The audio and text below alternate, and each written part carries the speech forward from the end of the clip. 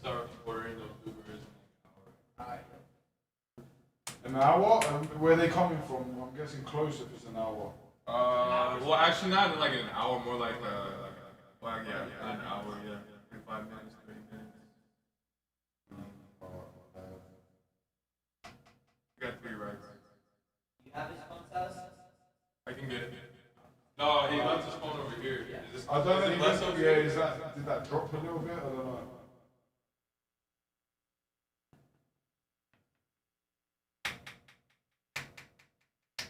Everything good with it?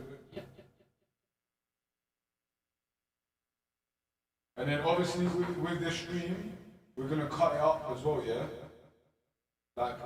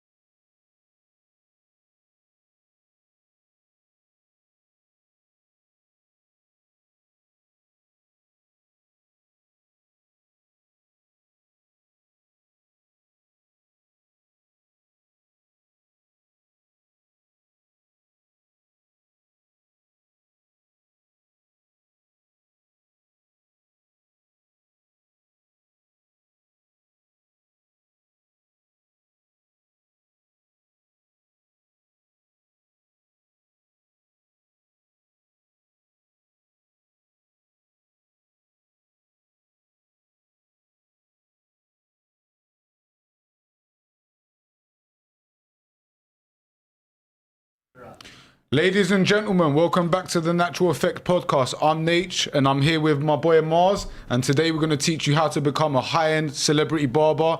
And yeah, let's get it. Let's go. All right, intro.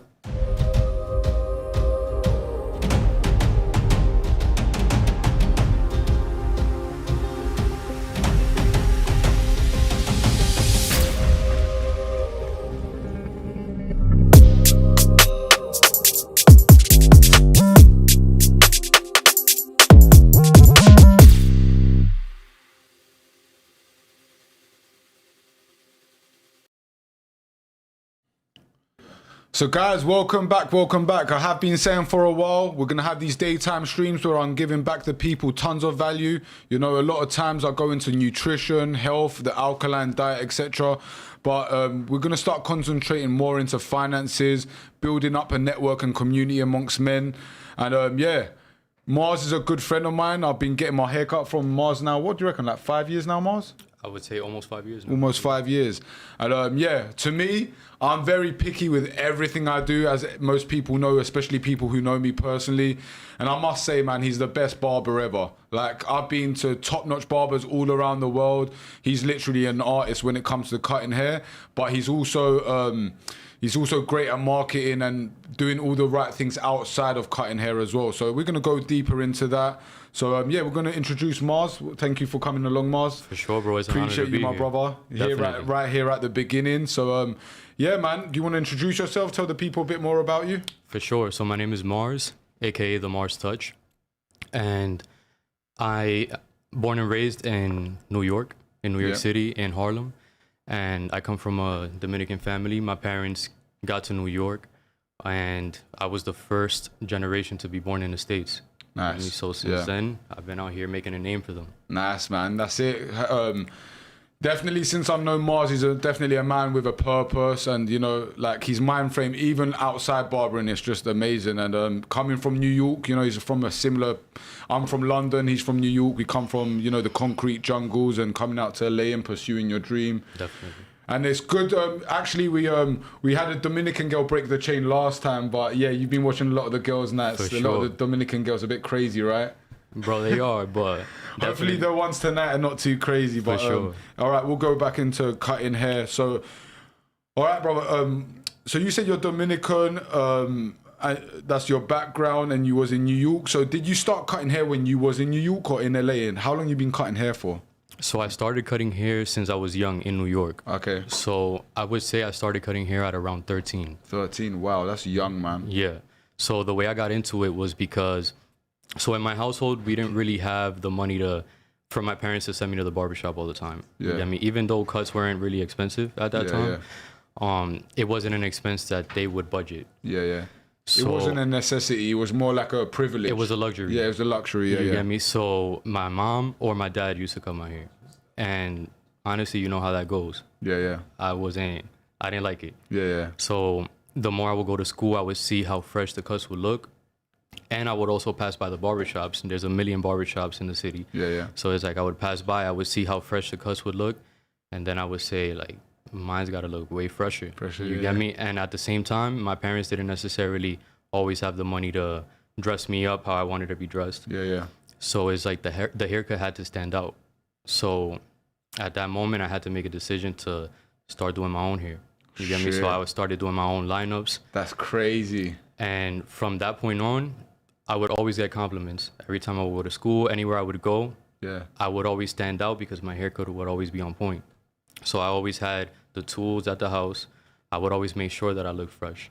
And I'm probably sure a lot of like your friends or people around you'd be like, "Who cut your hair, right?" Right. And you'd be like, "Me." Definitely. So that's crazy. Cutting your own hair must be crazy hard, no? It's difficult at the beginning. I used to cut myself. I used to have a bunch of scars. Yeah. But over time, I got better and better and better. And then I gained the confidence because it's that much harder to cut your own hair than cutting somebody else. So much harder, I could probably imagine. So man. it's like that builds your confidence even more. Yeah. You get me? So by the time I started cutting other people, I was already so confident that I wasn't worried about messing up. You get me? If I'm cutting myself up, then it's like I'm not worried about what's gonna happen to you because I already learned through those mistakes. And do you use like 2 mirrors when you was doing it by yourself? Was it like kind of like that? Or At like, the time, no. At the time, I was just using what I could, the front mirror. That's crazy. Do you cut your own hair now? I don't. Oh, you don't? Okay, right cool. now, I'm in a stage in my life where I'm chilling. Yeah. You get me? I want to sit back and... Because I'm not going to lie, barbers is... Like, for example, I'm 34 years old and I've had 5 barbers my whole entire life. Like, I had one barber all the way from being a kid all the way till 13, 14, and then I moved to someone for like another 5 years.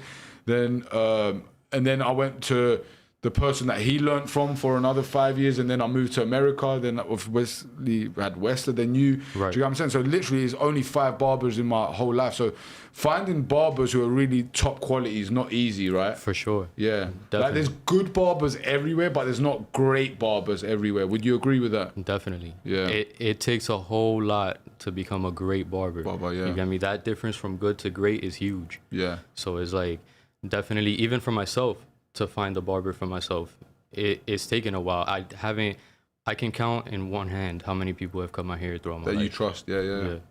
And would you say that comes more through experience or more for passion for cutting hair?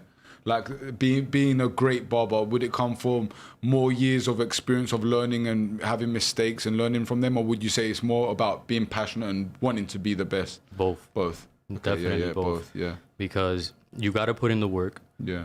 But you also got to be passionate about it. You got to have a certain type of love for it that during the days when it's not looking too good, where you're not doing your best, it's still going to keep you going. Yeah, no, you're right, man. And how long you been in LA now? I've been in LA in November, I'll make 5 years. 5 years. Yeah. Crazy, man. So what's the differences like in barbering? Let's start with barbering. What's the differences barbering, you reckon, New York and LA? Or pretty much similar, what would you say? I would say barbers in New York they're more used to different types of hair. different textures, different skin types, different. There's more culture in New York, it's right? way more culturally diverse in New York, for sure. Definitely, I agree with you. I find LA is very segregated, right? So, like, if you're, for example, if you're a barber in probably Compton, you're probably only cutting black people's hair, or if you're a barber in Lincoln Heights, you're only cutting Hispanic people's hair. In New York, like you said, there's like Indians, like everyone's more mixed and cultured than New York. London's pretty much like that as well. Yeah. All right, cool. What about the pros and cons of just outside barbering, LA and New York? I would say the weather. The weather is one of the biggest things. It's like people want to pop out when the weather is nice. You get me? So even with doing any type of work in any field, you're more motivated to go out and do your thing. Do your thing, man. When the weather's good. I agree with you. Even like they've done like studies on this where people who live in cold countries, which is always cloudy, they have like less enthusiasm and definitely more depression. The sun's definitely a healer and definitely gets us out there. Right. You could barely see the sun in New York. There's so many tall buildings. And then you got to get past the clouds as well. Right. And the chemtrails and the rest. Exactly. Yeah, I feel it, man. London's pretty much the same. But I heard, like, when I did go to New York, I felt like it was cool to see the buildings. I enjoyed New York personally because I never really got to enjoy London, but I felt the food there was great and the shopping was great. Definitely. Yeah, definitely better than over here, right? For sure, 1,000%. And I would say this one thing about New York.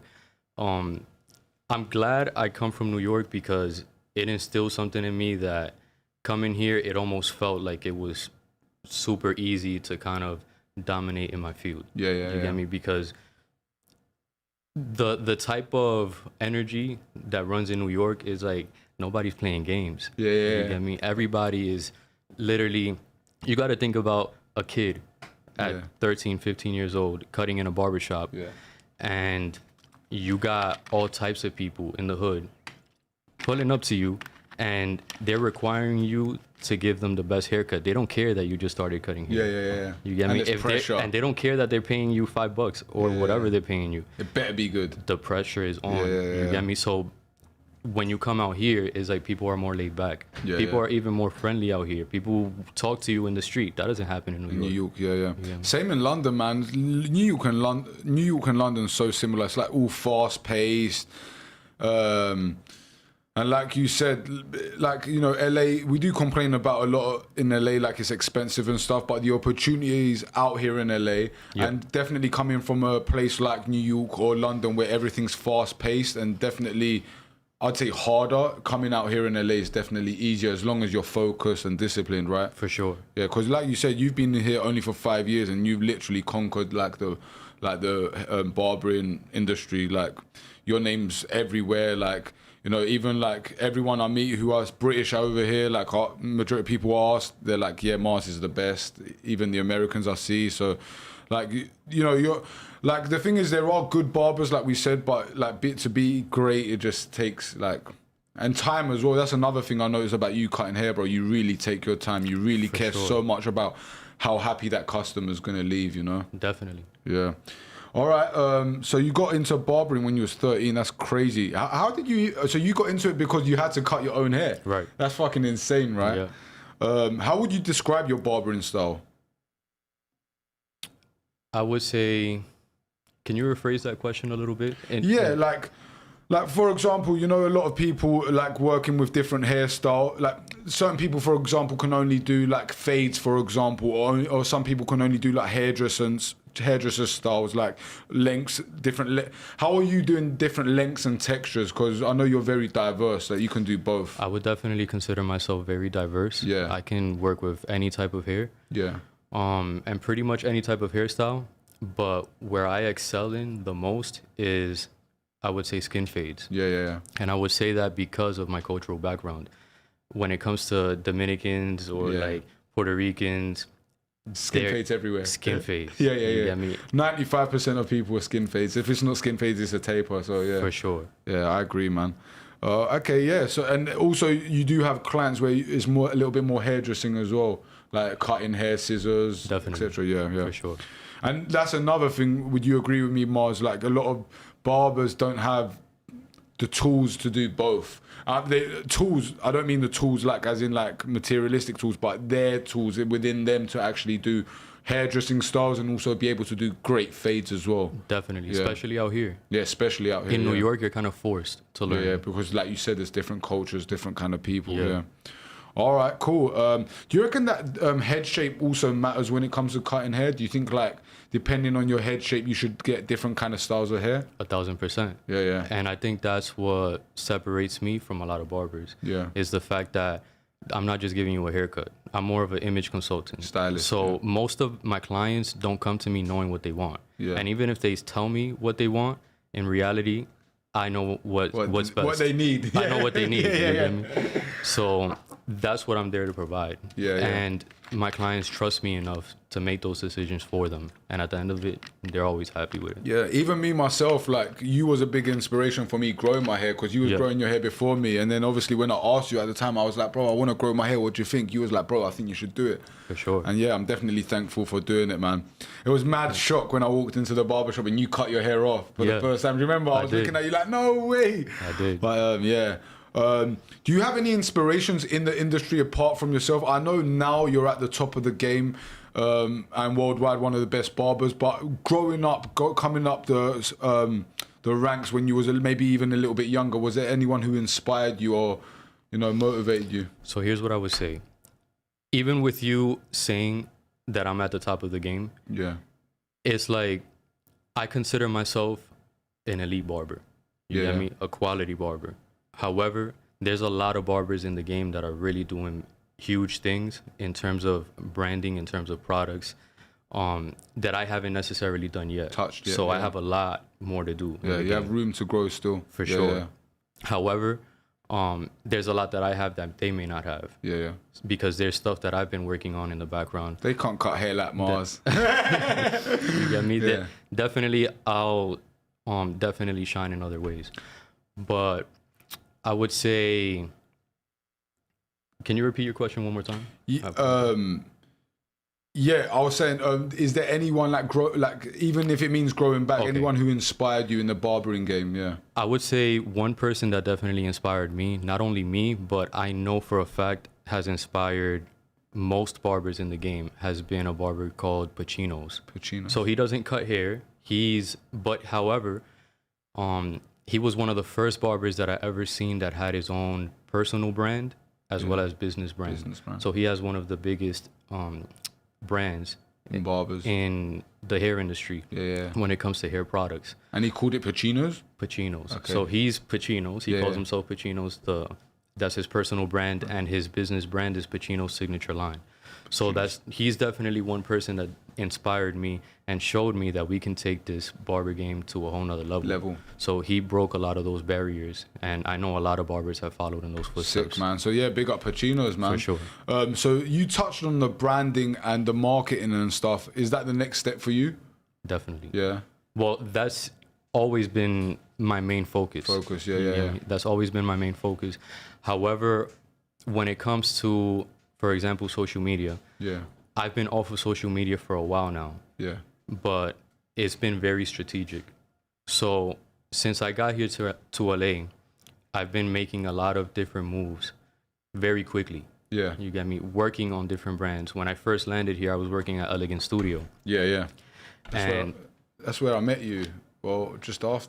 Yeah. You did meet me while I was there. Elegance, you started getting your haircuts by me when I moved. Yeah. So I lasted there a couple months, and then from there I went and started my own business with another barber as well, Weston. Yeah. So from there, each time that I moved, I had to basically start over from scratch. I mean, I got here without knowing a single person, and I had to start from ground zero. Yeah.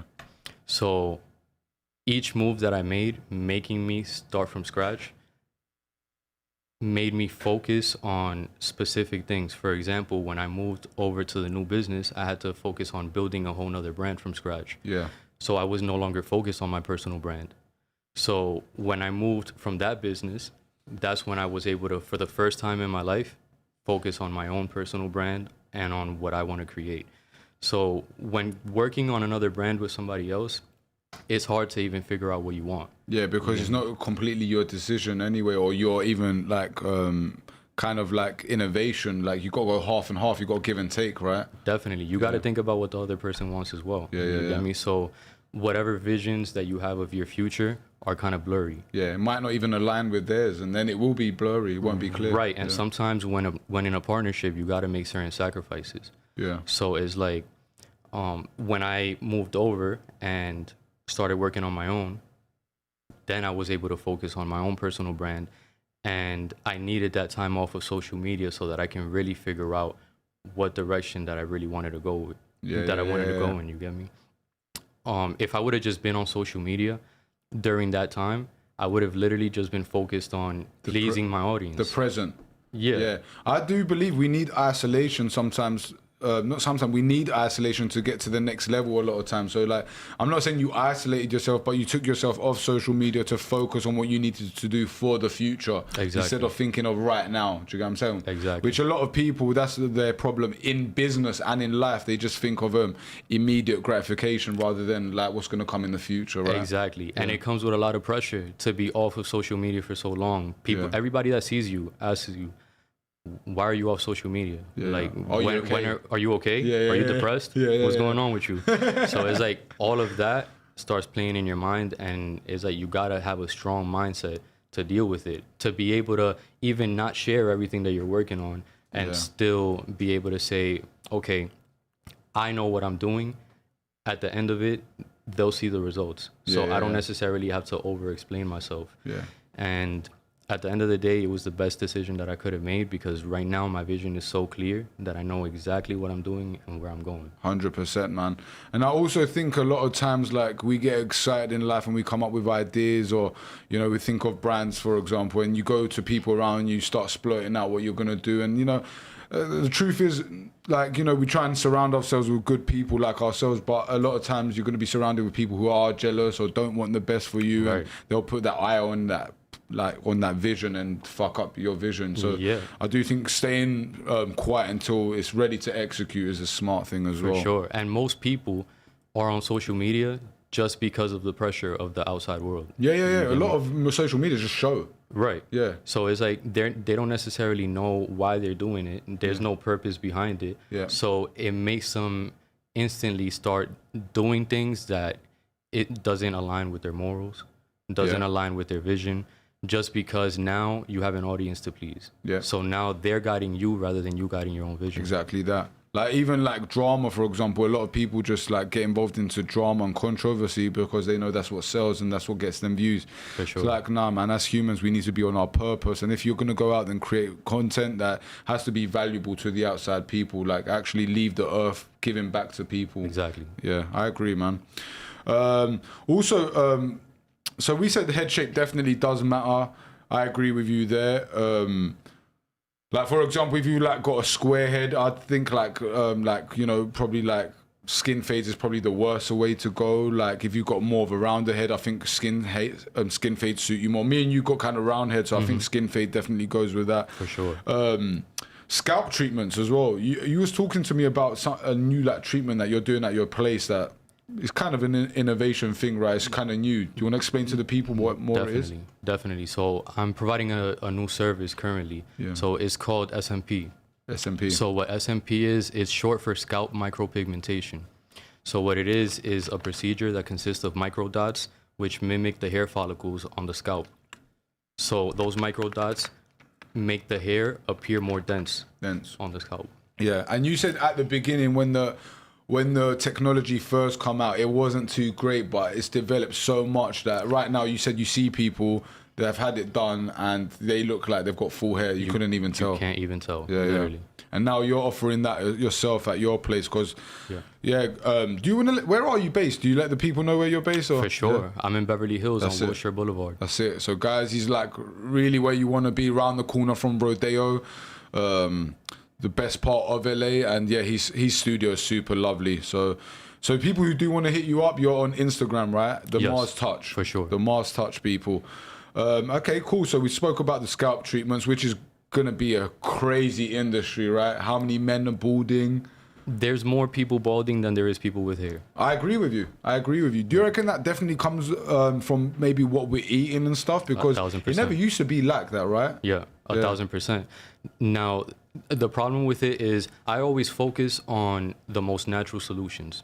So it took me a while to get into this. There's been years that I've been studying this game.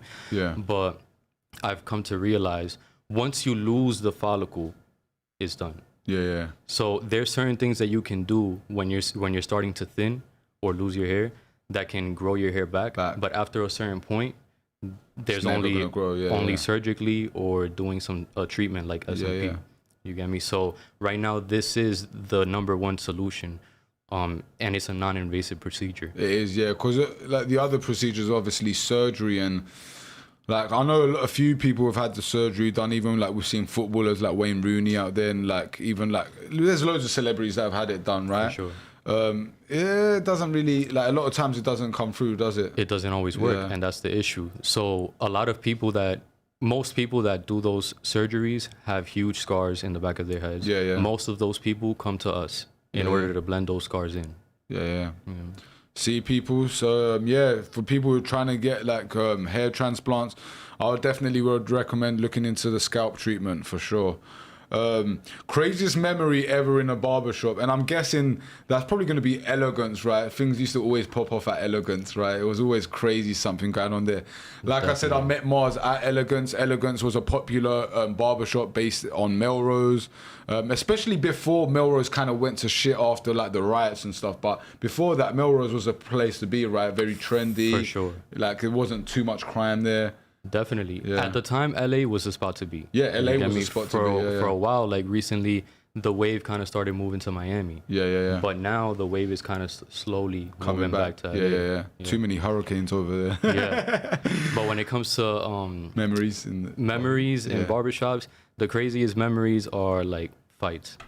Yeah. Because it has happened. Yeah. So sometimes us as barbers, we got to make sure we got to play bodyguard for the day. Yeah, no, it's true, man. And Elegance was one of those things where, like, you know, everyone's an independent barber in there. There could be customers who don't really like each other. Like, it could be a place where things could pop off for sure. And that's why private studios are standing out way more nowadays, because now you have the privacy to go on. You get your haircut on your own. You don't have to worry. Well, another thing is, for example, a place like Elegance, if you did go to Elegance before and you had any news to tell anyone, I'm pretty sure the whole of LA knew about it by the end of the day, right? Everybody knows about it. Barbershops are gossip. Yeah. Barbershops. And you know what? It's funny because even on Girls Night here, we have a few of the girls who said that, like, barbers are a red flag. Like, they fuck a lot of bitches. Especially, I heard they fuck a lot of MILFs. They bring their, like, children there. And, for sure. Yeah. Definitely. All right, cool. Will you always be working solo? Because I know, like, through your career, you've worked solo. Obviously, you're working solo now, but you've also worked with people. In the future, do you envision yourself, like, hiring someone under you, or do you always want to remain solo? So I'm a firm believer in that if you want to go fast, go on your own. Yeah. If you want to go far, go with a team. Yeah. You get me? So definitely right now I'm building on my own, building a strong enough foundation where I'll be able to bring in a team and provide enough value to them. Nice, amazing, man. And like, as I said, I know you personally out of barbering, like, you're a great leader, and I know a team under you will flourish. And I know you're very picky yourself, so you would only go and get the greatest up and coming prospect and turn him into a fucking beast. So most definitely. Yeah, so even young barbers out there, man, if you're living in LA and you know this is your passion, you know, go out there, work hard, you know, hit up Mars in the DMs, make sure, show him your trims. And in the long run, who's to say in a year or half a year or a couple years, he turns around and gives you the opportunity of a lifetime. So definitely. Is location important when starting up your own barbershop, would you say? Location is always important when it comes to a lot of things. But let's start with price, for example. Yeah. It plays a role, but it's not everything. Yeah. You get me? So I don't want barbers to think that because of the location that they're in, they can't necessarily flourish.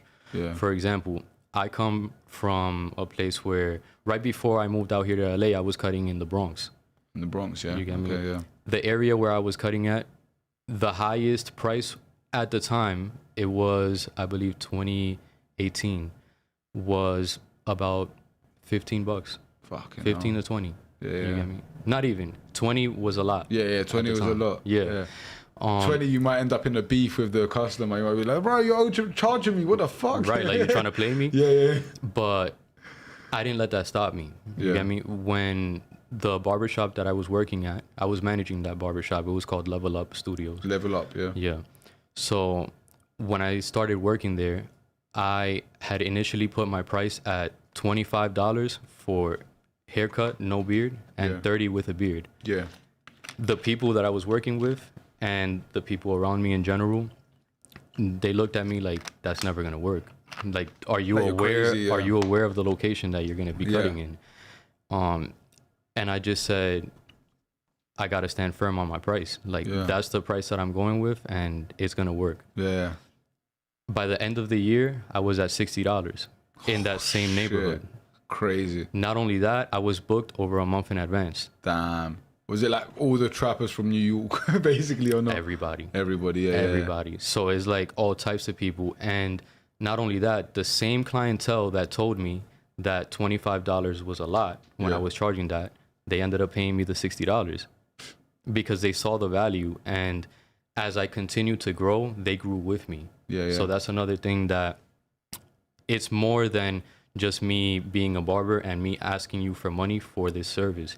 It's building a relationship where we both grow together. So you know that I'm going to be growing. You know that I'm not going to be at the price point that I am forever. But at the same time, I'm interested in what you're doing as a client, and I'm focused on us both growing together and providing value. And providing value for each other, 100%. And all successful men, which I've realized, is that's how their mind frames are, man. Do you get what I'm saying?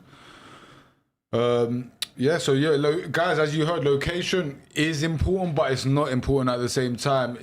Just because you're in the wrong location, you could be in the hood, you can still flourish. You just got to be stern with your prices and making sure that your value, the value that you're bringing to that customer, is worth that money, you know? For sure. Like, people know that you're a perfectionist. They know you're going to take time on their hair.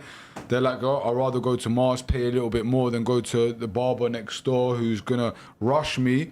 Do you get what I'm saying? It's going to be all right, but it's not going to be great. Yeah, for sure. And people, even nowadays, that don't know, like, let's say if I tell some random person in another city how much I charge currently, they'll say, oh, it's because you're in Beverly Hills. Yeah. But I was charging that before I was in Beverly Hills. Yeah, 100%. And there's probably people in Beverly Hills that don't charge that. Right. People in Beverly Hills, the colleagues around me, they look at me like I'm crazy for what I charge. But you're always full and they're probably not. Exactly. And this is another thing for guys, you know, a lot of guys who watch our girls' content and trying to be a better man even when it comes to dating. Like, getting a haircut is fucking important, guys. Like, me, like, you know, I pay top end for my haircut from Mars. However, even if you can't afford paying that price, you have to go out there and find a top-notch barber, because your barber can literally change what you look like. If you have the wrong barber, he can make you look like a mess. That's the truth. Do you get what I'm saying? Not only that, it's going to affect your whole mental state. The type of barber that you go to is going to affect you spiritually as well. 100%. He's touching your head. He's like yeah, and you're surrounding energies with him. It's like, even when we say, like, you know, who you surround yourself is the kind of energy you're going to put out. For sure. And one thing that's interesting is that men don't really pay attention to things like that when it comes to who their barber is. Sometimes men are careless when it comes to that. Easy. But women don't just go to anybody. No, they don't. They don't. They pay real close attention to that. They make sure that they go to somebody that they trust, somebody that's not hating on their hair. Somebody that's putting good energy into them. Yeah, it's true. No, you're right. That's an important one, and many people don't even think of that, man. Do you get what I'm saying? So, yeah, man, that's a big gem drop right there. How do you even handle, like, really demanding clients? I'm pretty sure in your life you've had clients that's just super, like, I don't know, they just got to complain about everything, or they like something so specific. For sure. I'm a professional at the end of the day. I make sure that I do what the client wants, not only what they think that they want, but I go above and beyond. But my demeanor still demands respect. You know what I mean? A lot of barbers out there get disrespected because people think that because they're paying them for a service, they get to just do whatever they want. Like they own them or something. Right. But coming from where I come from, I learned early on how to deal with that type of thing. Yeah. New York streets taught you how to. For sure.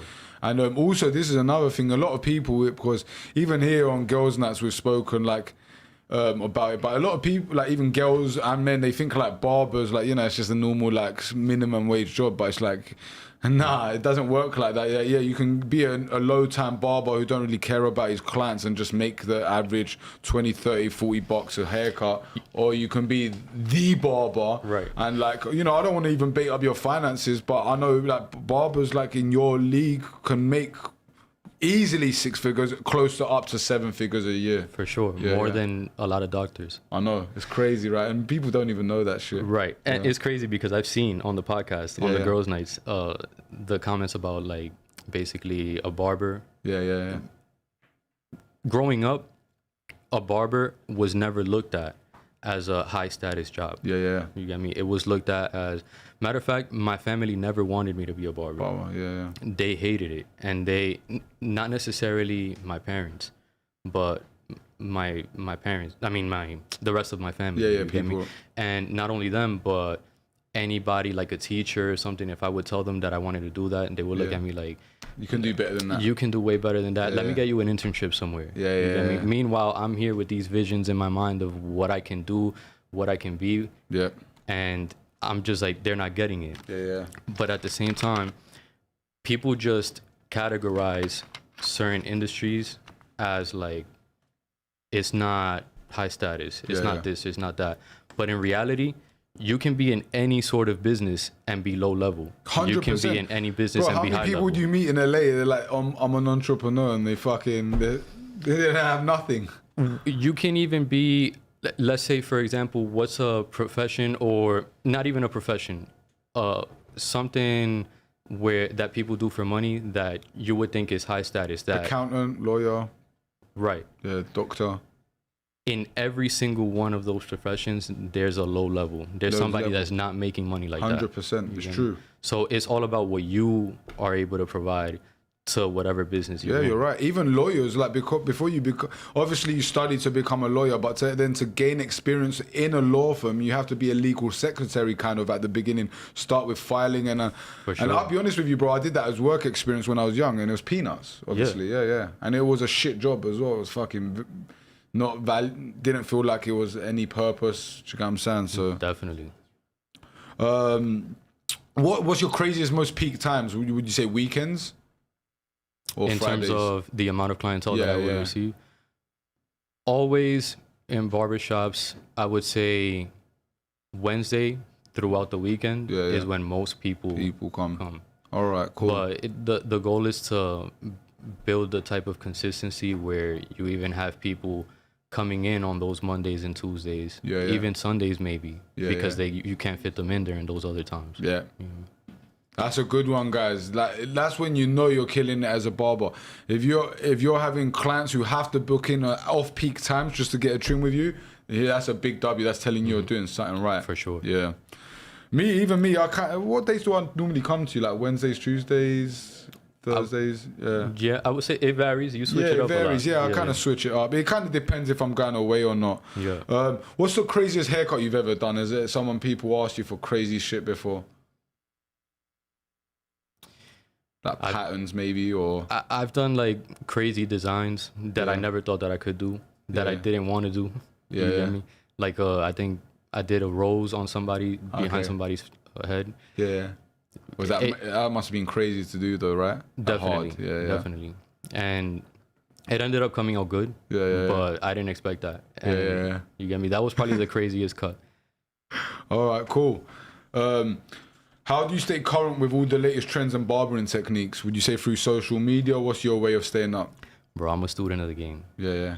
Always learning. I'm always learning. So it's like, even I've been off social media for so long, people think that I'm just like an old head now. Yeah. Like I know exactly what's going on everywhere. I know what everybody's doing. I know exactly where the game's been going, and I stay very in tune with the culture. You know what I mean? So I'm always able to pivot when it comes to changes and innovation, man. Yeah, 100%. And are you gonna make a comeback on social media? Definitely. I'm looking forward to it, man. Showing off the art The art of trimming, for sure. Future barber plans? What's your future plans for the barbering industry, like for yourself? When it comes to the barber industry, my main goal is to just continue breaking certain barriers to open doors for new upcoming barbers. You get me? Nice. Throughout my whole career, I've been breaking a lot of those doors. Yeah. Especially where I come from. There's a lot of barbers that broke doors for me to step through. Yeah. And I've done the same as well where I come from. For example, where I was cutting at, let's say when I was going to college, I was the first person to be using an application, booking appointments. You get me? And I also had the highest price in the barbershop. Yeah. So I continued to break certain barriers. Itself, yeah. And people would look at me like, what are you doing? Why are you doing this? Yeah. You're kind of fucking up the game. Yeah. You get me?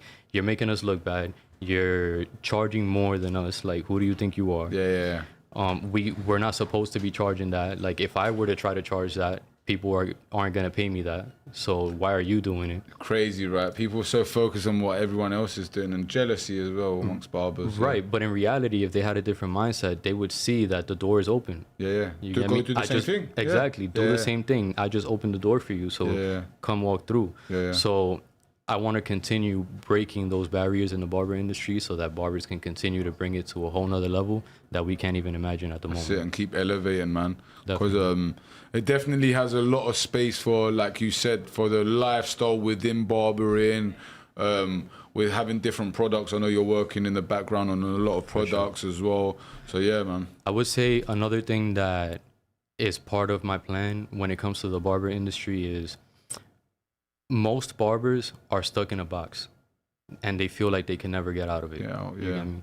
Whenever a barber wants to do something different, they're told, like, stick to cutting hair. Yeah. You get me? Like, that's what you do. Yeah. So it takes a barber that's confident enough to break those barriers and start doing different things for other barbers to say, okay, I can be more than just a barber. Yeah. You get me? Right now, there's a lot of barbers that are stuck in that phase where they're like, this is all I'll ever be. Yeah. All I'll ever do is cut behind the chair. But there's way more that you can do. Way more, yeah. You get me? And you're going to show them anyway by leading that way, because like you said, products, bringing different content within the trimming. And yeah, man, we've got a lot of plans coming up. You're going to, you're killing it anyway, but within the social media, I think you're about to blow up, you know. For sure. Talking of products as well, because I know you're working on your product. Is there any other products you believe in and you think are great products for hair? I don't believe in a lot of products in the industry, bro. Honestly, like I told you, I focus on the most natural solutions. And most products in the hair industry are toxic. I know they've got so much shit in them, innit? Right. And it's like when you go to a doctor, they're going to give you a pill that's not going to solve anything. Not the solution. It's going to numb whatever symptoms, but it's not going to provide you with the solutions that you need. And I'm a solutions-based barber. So I want to provide solutions. The only thing that I would probably recommend that I know, I study a lot what my clients use on their hair.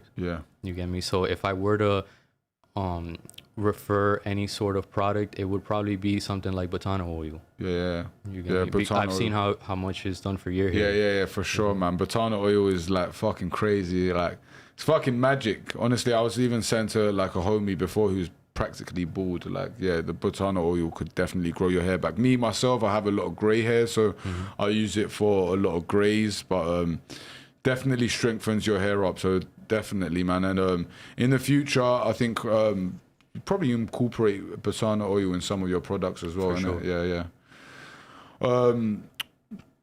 All right, cool. So like you said, like you heard him, guys, definitely stick to nature, man. Like a lot of the hair products out there, like obviously you guys saw me post up a couple products I use from Air One like the other days, but my main thing I use is Botana oil, and then I use a couple leave-in conditioners just because of my hair so frizzy and, you know, it ends up knotting up. But yeah, like the truth is, even the ones that are from Air One, even some of those products have shit in them, and even the ones that are good, they fucking cost a fucking arm and a leg. Definitely. So any plans to venture in other industries in the future outside barbering? For sure. Yeah. So one detail about me is that I'm a college graduate. So I graduated from Utica University in New York. Okay. And I graduated with a bachelor's in public relations and minors in communications. Okay. So honestly, my whole life, it's not that I always had planned to graduate from college. Yeah. But I was already there, and I wanted to do it for my parents.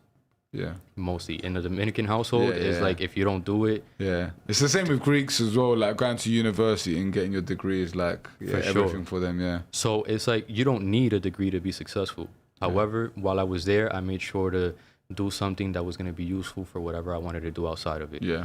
So public relations is just, it's the main thing that I feel helps me out with everything that I do. So what it mostly is image building. Yeah, yeah. You get me? So cutting hair is just an aspect of that. Branding yourself. And branding. Yeah. You get me? So that's definitely something that I'll be doing. I currently do, and I'll be doing in the future, helping out other artists brand themselves. Or even other barbers as well, yeah, branding themselves, yeah. I kind of have the same vision with cannabis as well. Like, I want to help other, like, upcoming cannabis brands kind of, like, brand themselves. And, you know, because like you said, you can be the absolute best in your craft, but if you don't have the right marketing and strategy to go behind it, you're not gonna flourish as much as you could have, you know. Not at all. Yeah. Okay, so you said definitely branding and marketing. About real estate stuff like that. Does real estate catch your eye? 1,000%. Yeah, crypto. Yeah. I'll be diversifying Everywhere, yeah, man. I think you have to, especially in 2024, I think it's always good to have an A game plan where like most of your focus goes on, but at the same time, you need to have other eggs in different baskets because you just never know what industry could go downhill or, you know, sometimes there's bigger opportunities in different industries. That's the truth as well. Sure. And I'm a businessman before I'm an artist. Yeah. You get me? So those business skills that I learned as a kid, I was selling anything. As a kid, I was always a hustler. So those business skills that I learned taught me things that I was able to apply to my craft currently. Would you say a lot of artists lack in that department? A lot of artists are good at doing the art, but they don't have the business mentality and capability of like... Most artists. Yeah, most artists. I'd agree with you. Most artists. That's why they need managers and stuff like that. And definitely. Yeah. Because it's tough. At the end of the day, when you're focusing on the craft and on building your art, sometimes you don't necessarily have the confidence to be charging a certain price. Some artists don't even like to charge. Yeah. Even I've dealt with it myself, you get me? But I've overcome those barriers. Yeah. Because at the end of the day, when you're doing it just for fun, it's like you almost feel like it comes out better. Yeah. Like 100%. You don't feel the pressure. Yeah. But then when you're charging for it, it's like, okay, now the pressure's on. Especially when you're charging top tier prices. Yeah. It's true. So it's like, I never thought about it. That comes with the type of pressure that you got to be ready for. So even if somebody wants to just start charging high prices out of nowhere, it's like they don't necessarily know what pressure comes with that. Yeah. And just because you're good at it at that price point, change the price point to something that you're not ready for. See if you're still and you'll see how it changes. Yeah. It's, do you know what that reminds me of? It's like when I play foot golf, right? I'll go to Arcadia and I'll play foot golf and I absolutely fucking smash it, -15. And then I'll go play a tournament and it's like, I just can't perform the same way because when pressure's on, you know, that's when you really see what you're about. When the lights are on, it's a different game. It's true. So what advice would you also give the youngsters and the people, or not just youngsters, but people trying to pursue a career in barbering? What's like maybe 3 tips you would give them? What I would say is, this is advice not just for barbers, but for artists in general. I would say find a mentor. Find somebody that's doing what you want to do. Don't ask for a handout ever. Yeah. Always pull up to anybody and try to figure out what is it that they need. Yeah. Figure out how you can provide value to them. And even just you being there and them providing you the opportunity to just watch them, that's enough there for you to just grow and learn. Yeah. So nah, man, the epic gems there. So guys out there, because I know like in London where I'm from, there's loads of guys wanting to be barbers. Like barbers, like especially if you've got the art and the skill behind it, like we said, you can go and flourish through it. And like Mar said, there's not an end. you know, within a lot of other jobs, there is like an end, like you can't really do much. So for example, if you go work at a supermarket, there's not much you can do apart from becoming the manager, right? But in barbering, people think of the end just being like cutting hair for expensive money, but there's so much more that comes with it, man. For sure. Yeah, I'm excited for you to also show LA and the world that coming forward, yeah. Even when it comes to, people think that you can like be a barber that charges high prices, or one question that everybody asks is, what's your end goal? Do you want to own a barbershop? Yeah. You get me? But it's like, that's not everybody's end goal. It shouldn't be everybody's end goal. Yeah. You get me? That shouldn't be the top, the finish line for the barber industry. But another piece of advice that I would give artists is be humble enough to always learn from whoever, whether it's somebody who you perceive to be above you or below you. I agree, man. As well as be confident enough to always believe in yourself. Because if you don't believe in yourself, nobody's going to believe in you. Fucking, bro, he's just dropping so many gems. And I agree with him. You got to believe in yourself. Because the truth is, if you don't believe in yourself, then no one else will do. But at the same time, to be humble enough, and even I always say, even billionaires, billionaires learn every single day. Me, myself, I have mentors. Some of the mentors I have nowhere near as much money as me. However, I have a mentor for nutrition. I have a mentor for herbs. I have a mentor for motivation, for finances, etc., etc. So we should always have different mentors for different things. What do you reckon nutrition? Do you reckon nutrition has a big thing to do with hair as well? Like we spoke about balding, but all about the, like, you know, the healthiness of your hair. Do you think like the healthier we eat, definitely the healthier the hair? For sure. I think when you dig deep into what patterns or what habits people have that are losing their hair, they always have unhealthy habits for the most part. Yeah. I mean, it's not just hereditary. That's more of a myth. Yeah, I agree with you. Because I think there's always something that we can do to reverse anything. Yeah, I agree.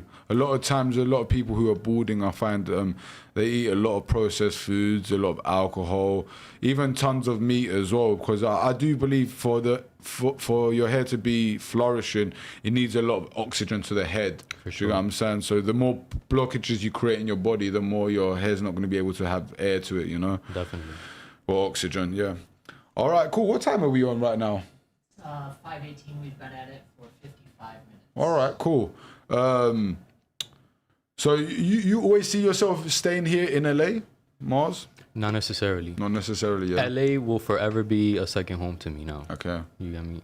But however, will I be here full time forever? Yeah. No. Where do you see yourself in the future being? Overseas. I definitely want to go back out to the Dominican Republic and do a couple business moves it's actually out there. flourishing right now, the Dominican. Yeah, you guys smashing it. It it's is. weird because you guys actually share an island with Haiti, right? Yes. And Haiti's like going downhill and then you guys are going uphill. Yeah. Yeah. But I would like to go over there, see what I can provide with any business moves that would help the island in general. Flourish. Yeah. Dope, man. You seem like you have a lot of love for your culture and your island, which is cool. I feel the same in Cyprus. Like not my end goal, but one of my end goals would be to be president of Cyprus one day. I come from a super small island, so it's probably realistic as long as I make close to 50 or 100 M's. It's probably even easier, right? But you see yourself president of Dominican ever, if you ever get to that level financially? I don't know if they'll allow me since I wasn't born there. Oh, okay, yeah. But definitely, if you had the opportunity, yeah, I have family in politics over there. So what would be the first thing the first law you'd change, or wouldn't you change one? Honestly, bro, we got to start from ground zero over there, because it's one of those countries where the law isn't necessarily respected the way the law is here. Okay, yeah. I mean, they create their own rules. Yeah. Sounds like a bit like Cyprus. Yeah. Yeah, anyway, you don't have a modern infrastructure like that. That's how it pretty much is. For sure. About other places in America now, Miami. Miami would definitely be another place that I would be interested in going. Yeah. Probably Texas. Yeah. Texas is actually popping right now. Houston, especially as a city, is up and coming. Yeah. But yeah, man. You're looking forward to girls' night tonight? I am. Yeah, For sure. I think the girls are gonna start coming through in the next 10 minutes. They're always pretty much late, but is there anything else that we missed that you wanted to cover, Mars? I would say just stay tuned. Stay tuned, yeah. There's a lot of things coming. I've been basically in hiding for a while. Yeah. But I've been working. I never stop working. Yeah. So it's like those who know me well know that when they don't see me, I'm probably working way harder. You're always working, bro. Like, I know even on, like, you don't take no breaks. That's the truth. And guys, that's like, to get to the very top, you're going to have to sacrifice time and energy. And, you know, Mars knows what it takes. And I'm sure you probably sacrificed already to, like, maybe, I don't know how many years it was to get to the level where you are right now, right? And obviously you want to get to the next level. It takes more and more sacrifice. I'm at the same level right now with, like, making content. So definitely, if you're not going to sacrifice nothing in your life as a man, then you're probably just go get a simple 9 to 5, go work at Tesco's or fucking Target, Walmart, wherever the fuck it is, and just call your life a date. But, you know, you want to go outside and flourish, you're really going to have to put sacrifice, focus, discipline, hard work in anything you do. Do you get what I'm saying? Even like a lot of people, like especially the youngsters these days, they want to become content creators. But even content creators, even that, you know, you look around at people who even, like, you know, might be killing it, like Aiden Ross and Neon, but you don't see the background of that. Even if they're killing it financially, they're definitely lacking other things if they're not putting the work in. Do you know what I'm saying? And one of the biggest things is health. A lot of people, they just think of finances all the time and they don't think about their health, and it soon catches up to them as well. So health's another big one. So a lot of people think that they look at me and they say, you've got it easy. You got me. You're charging whatever price. You're charging a high price for your hair because all you have to do is give haircuts. Yeah. This is a cool business. Like, this is easy. Yeah. Anybody could do it. Yeah. But you try it and see how it works out for you. Because there's so much more that goes into it that you don't see. Well, like I said, I know you work practically near enough all the time. So that's one thing. You don't get a lot of time. And then I'm sure you get clients, like even I've done it on you plenty of times, like last minute, like reschedules. And then you got to actually schedule everyone in. Do you know what I'm saying? Remember little things about every single person because everyone likes their hair differently or might not like. For example, I don't like the, what's it called? The shaver. The shaver, one of the shavers. I don't like it done to my neck because I come up with ingrowns no matter what I do. So there's like little tips that you're going to have to remember about everyone. And they're the little small details, I think, that also make a great barber as well. Because it shows that you actually care about your client. Like literally everything I've ever told you or anything you've thought about with my hair, you always know. Like, do you know what I'm saying? For sure. And there's a lot of background work that needs to be done for your mindset to even be there. Yeah. For you to even be able to remember what it is that the individual client likes. Yeah. How to set the aura, the environment for each client. When each client goes into the barbershop, it's not the same mood. It's not the same type of content that's being played. It caters to the individual. 100%, man. And like even with you, like I envision like in the future, I don't know why I get this envision, but I envision you going back to like a Beverly Hills, like maybe like West Hollywood, like a big place in like, I'm talking like 5-10 years and like loads of mini Marses underneath you just crushing it. For sure. And probably by then, honestly, like you probably won't be, unfortunately, you probably won't be cutting my hair by then. I'll probably have a mini Mars. I'll make sure you're taken care of, for sure. We'll have the best mini Mars there ready for me. But I appreciate you coming on, man, and dropping the gems for the people. And like I said, guys, I'm going to have successful guys from all different aspects of life coming on the podcast. You guys are going to see me and Mars on tonight with, how many ladies we got coming? Sellers? 7 ladies. We've got 7 ladies coming tonight.